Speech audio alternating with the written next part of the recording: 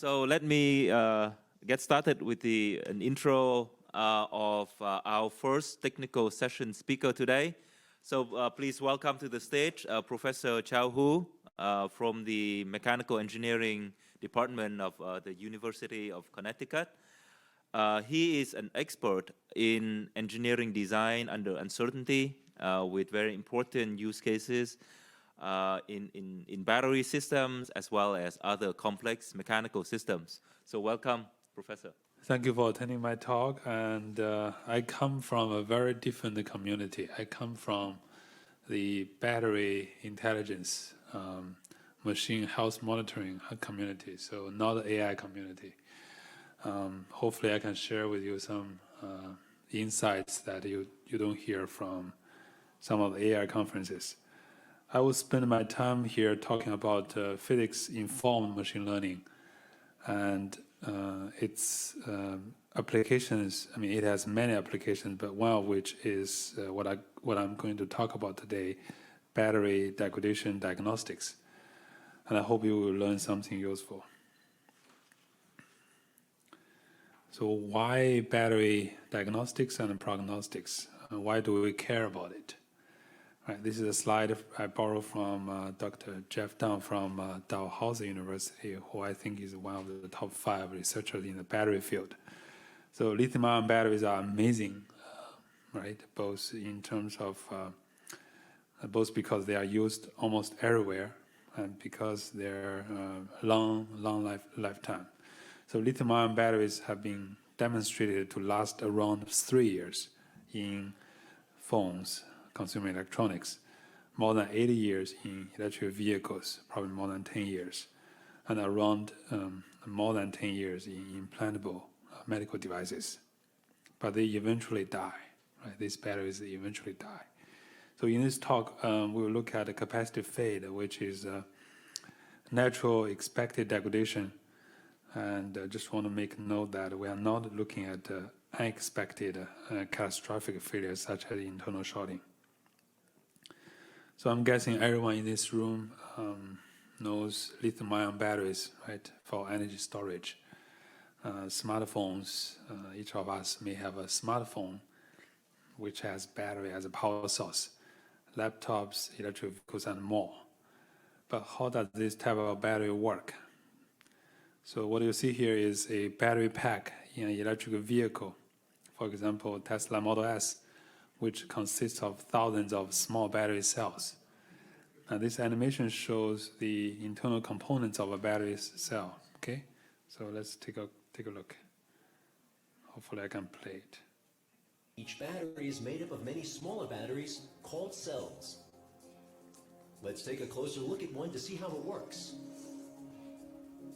The electrical current reaches the cells via conductive surfaces. In this case, aluminum on one side and copper on the other. And just as in every other battery, there's a positive and negative electrode called the cathode and the anode. The cathode, or positive electrode, is made of a very pure lithium metal oxide. The more uniform its chemical composition, the better the performance and the longer the battery life is. As you'd expect, the anode, or negative electrode, is located on the other side. It's made of graphite, a form of carbon with a layered structure. The battery is filled with a transport medium, the electrolyte, so that the lithium ions carrying the battery's charge can flow freely. This electrolyte must be extremely pure and as free of water as possible in order to ensure efficient charging and discharging. To prevent a short circuit, there's a layer placed between the two electrodes, the separator. To the tiny lithium ions, the separator is actually permeable. The experts call this property microporosity. And thanks to BASF for creating such a wonderful video. So we are going to look at some internal components in the battery, the cathode, the positive electrode, the anode, the negative electrode, and also the electrolyte, which flows between the two electrodes. And we are going to look at how to do some degradation diagnostics using machine learning and physics-informed machine learning. So let's look at lithium-ion batteries in implantable applications. And in these applications, lithium-ion batteries are used as the power sources for two types of neuromodulation devices. What you see on the left is the spinal cord stimulators, and what you see on the right is deep brain stimulators. And each of these devices has a single lithium-ion battery as a power source. So the way it works is, if you look at the device on the right, the deep brain stimulator. So we have this device implanted into in the patient body and under the collarbone, and we have electrical leads, right, come out of the device, and these leads, they deliver a low voltage stimulation to certain area in the brain, trying to modify the neural activities. And by doing this, it can mitigate movement disorder of so-called Parkinson's disease.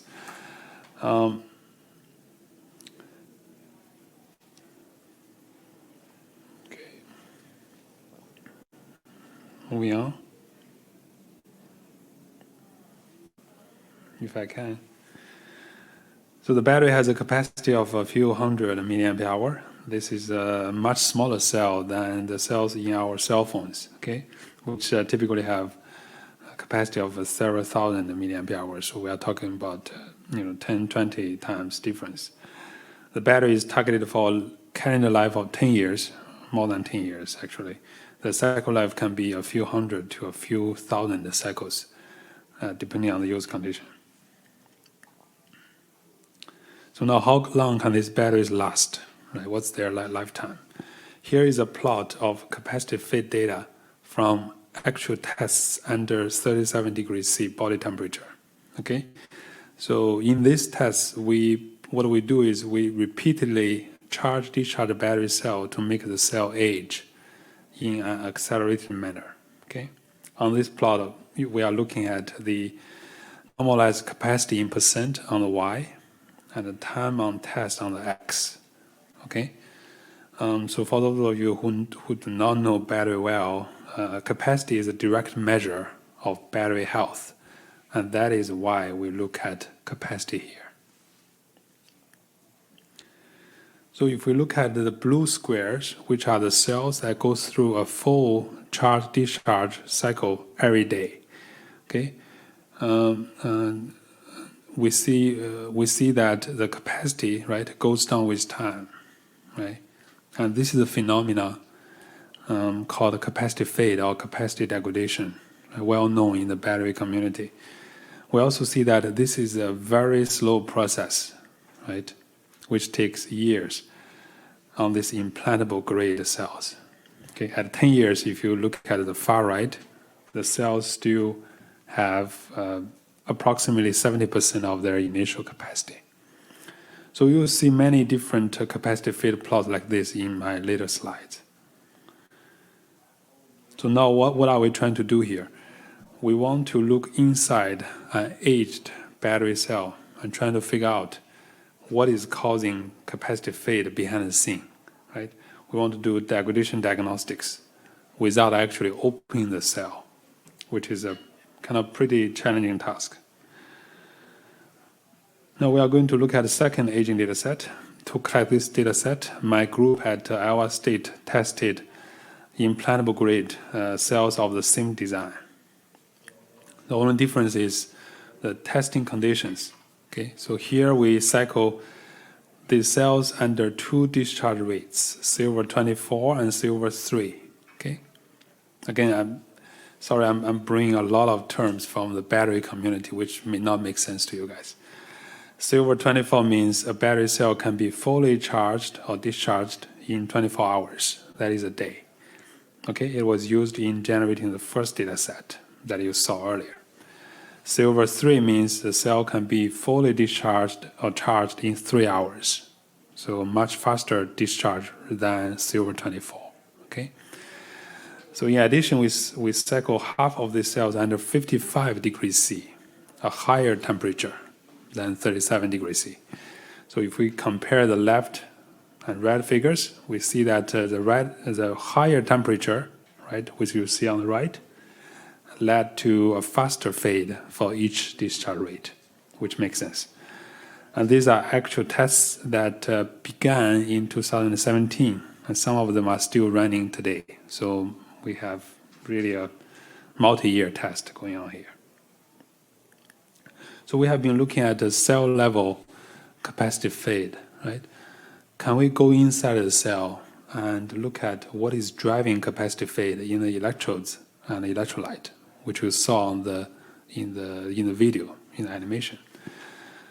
If we do that, we will see 3 degradation modes reported in the battery literature, right?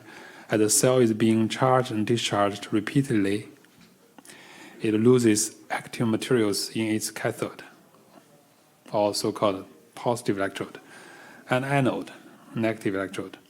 It also loses lithium inventory in the electrolyte. And all the 3 are bad things that will cause the capacity to decrease. And we can define 3 degradation parameters. We have cathode active mass, anode active mass, and lithium inventory indicator. Okay, those are the 3 what I call physics-based degradation parameters. Now what we want to do is to estimate what is driving the capacitive fade behind the scene, right? So we estimated the 3 degradation parameters and forecast how they evolve over time.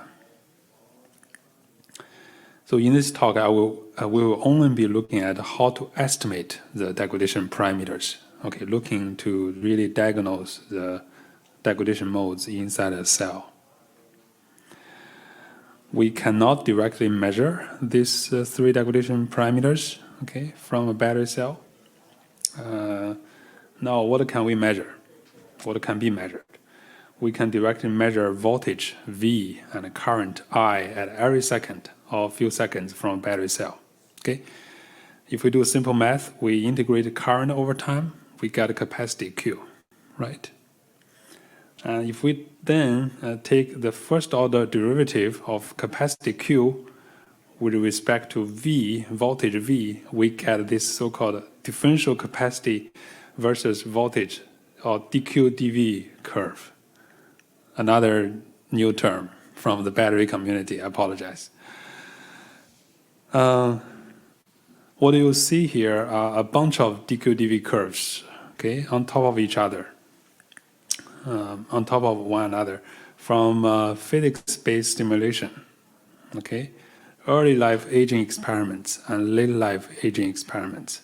So now the question becomes, can we infer the 3 degradation parameters which we cannot measure from the differential capacity curve, which we can measure?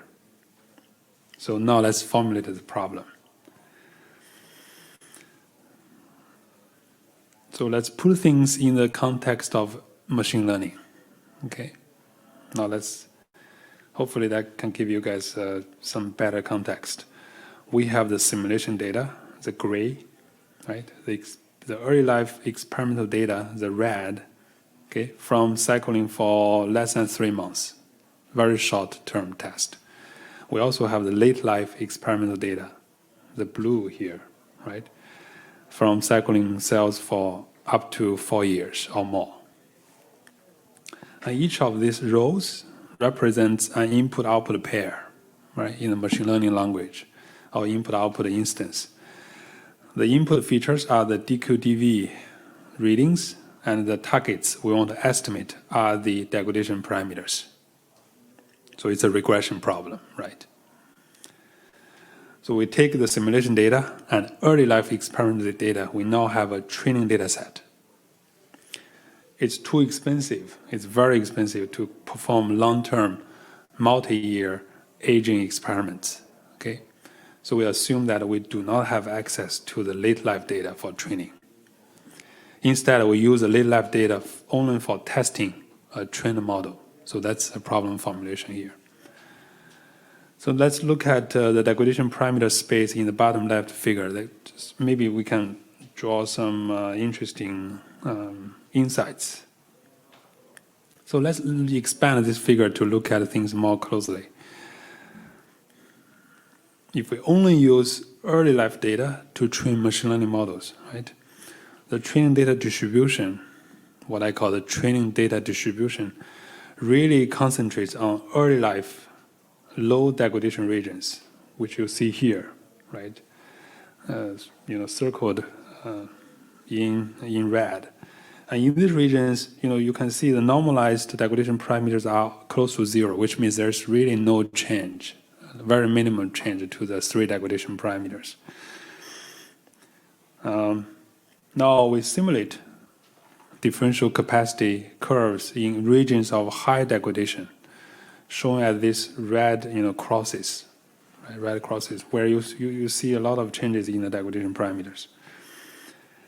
And we use both early life experimental data and high degradation simulation data to train machine learning models, right? And the intent here is really to help the machine learning models extrapolate beyond the low degradation regions toward late life data. And late life data could take up to 4 years to collect, and we do not have access to late life data. So this is really the main message I want to deliver in my talk today, okay? So now imagine we repeat parameter estimation at every charge-discharge cycle as the device is being used in the field. Let's see how it looks like, what it looks like. Let's watch an animation, this time created by my student, not me, not BASF, to see how the estimation evolves, okay, starting from the first cycle till the end of the 4-year test. So on the top left is a measured differential capacity versus voltage curve, okay, from the cell at each cycle, okay? And each time I'm going to show the curve at 1 cycle. We have seen some simulated curves earlier, okay? The remaining 3 show the degradation parameters, okay, plotted against the time. You see black hollow icons show the ground truth, and the solid icons and arrow bars in different colors are the estimates, okay? Let me play the video.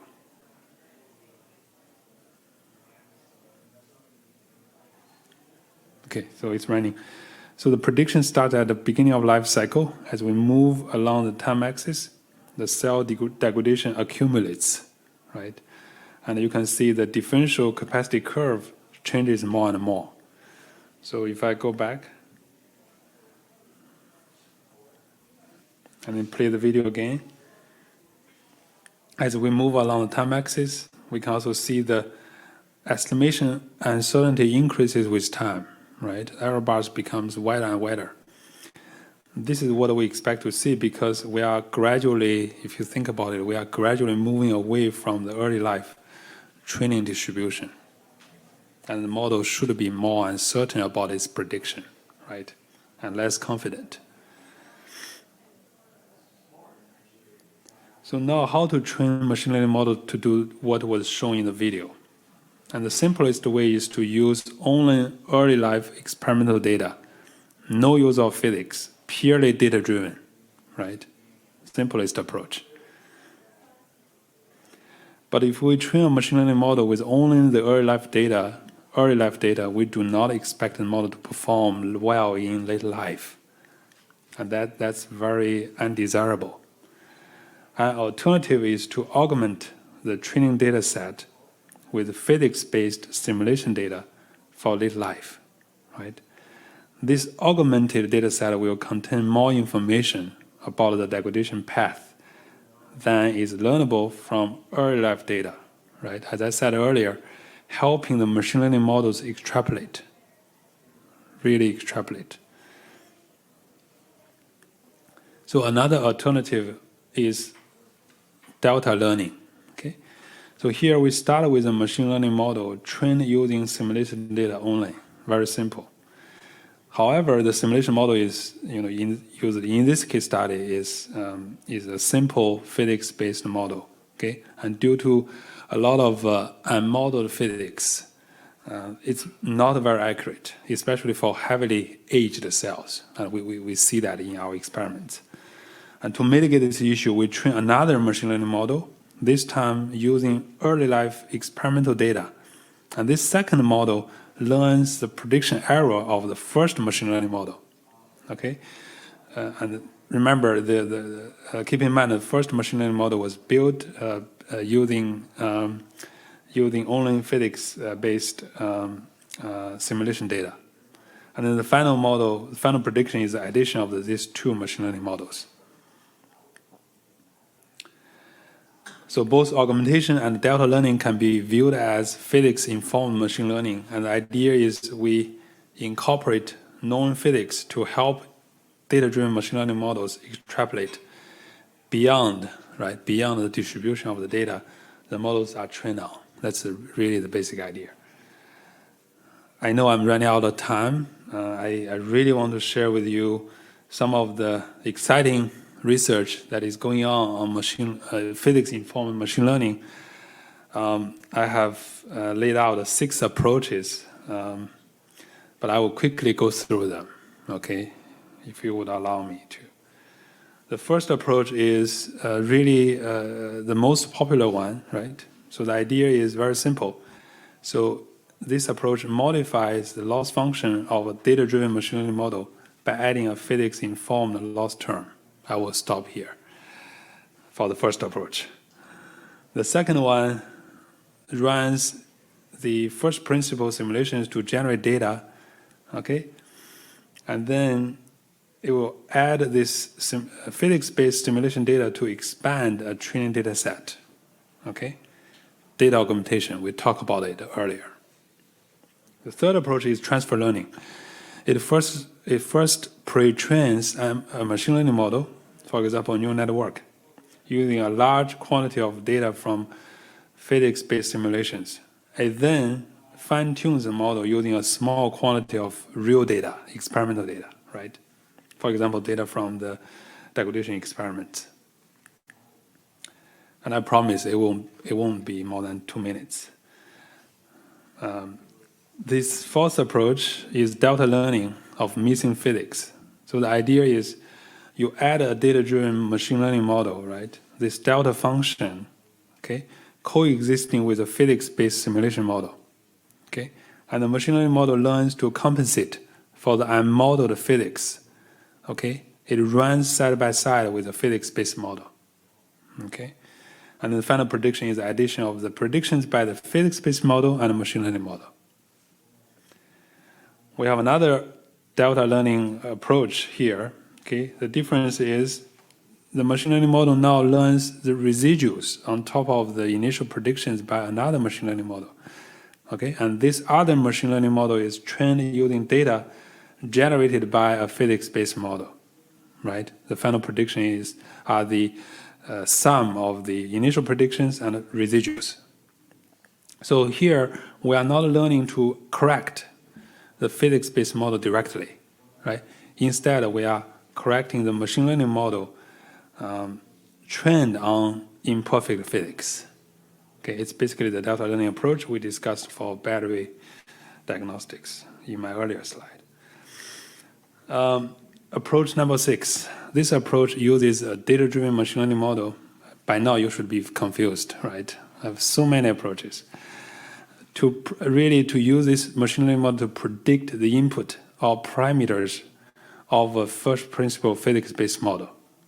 In this picture, a neural network predicts the input of a Paris law equation, which is widely used in the material fatigue community. And that input is the range of stress intensity, delta K. The list is not exhaustive. There are many other approaches being developed. My final slide. I want to acknowledge the great work of my students, and some of them contributed to the slides I presented today. Thank you.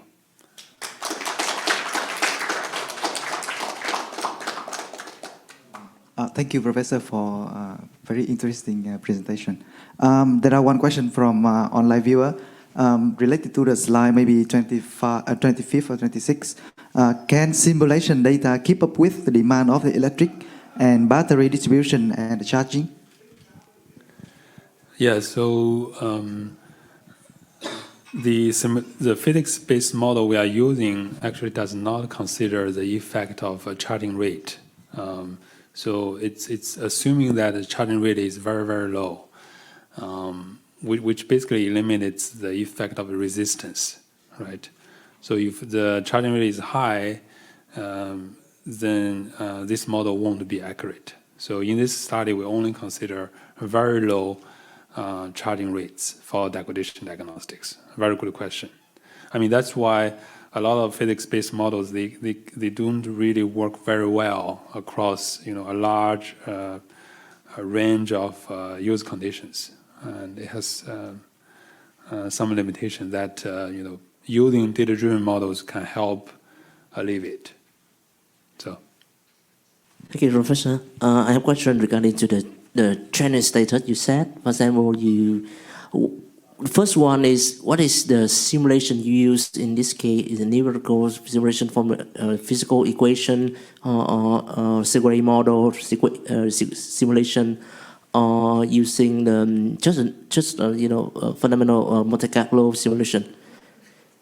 And do you consider as well in external feature into the training data set, like the battery under different circumstance, different temperature use, or different shape, maybe under the sun side, something like this, add a sign information regarding to the changes, and from the different only live data set into your experiment result. Yeah, so I think you asked two questions. The first one is which kind of physics-based model I used in my research, and second question is about whether I used data sets from different use conditions. Yeah. The first question is, my answer is we used a very simple so-called half-cell model as our physics-based model, and this model basically first simulates the voltage versus capacity curve of each electrode, anode and cathode, and it superimposes the two curves together, right? So voltage of the whole cell is the voltage of the potential on the cathode minus the potential of the anode. If you have the potential curves for the two electrodes simulated, you can have the cell voltage curve. So that's how we do the physics-based simulation. Now the potential curves are affected by the three degradation parameters, right? So by fitting the full cell curve to measure the full cell curve, okay, you can estimate your degradation parameters. That's what the physics-based model looks like in a nutshell. My short answer to the second question is we did not use data from different operating conditions, but during the we cycle the cells under different C rates, discharge rates, and different temperature, right? But when we do the degradation diagnostics, we test all the cells under a common charging-discharging protocol. So all the cells will be going through the same test conditions. Okay, so that's how we obtain the data for degradation diagnostics. Thank you for your question. Thank you very much, Professor. Thank you. It was a great talk.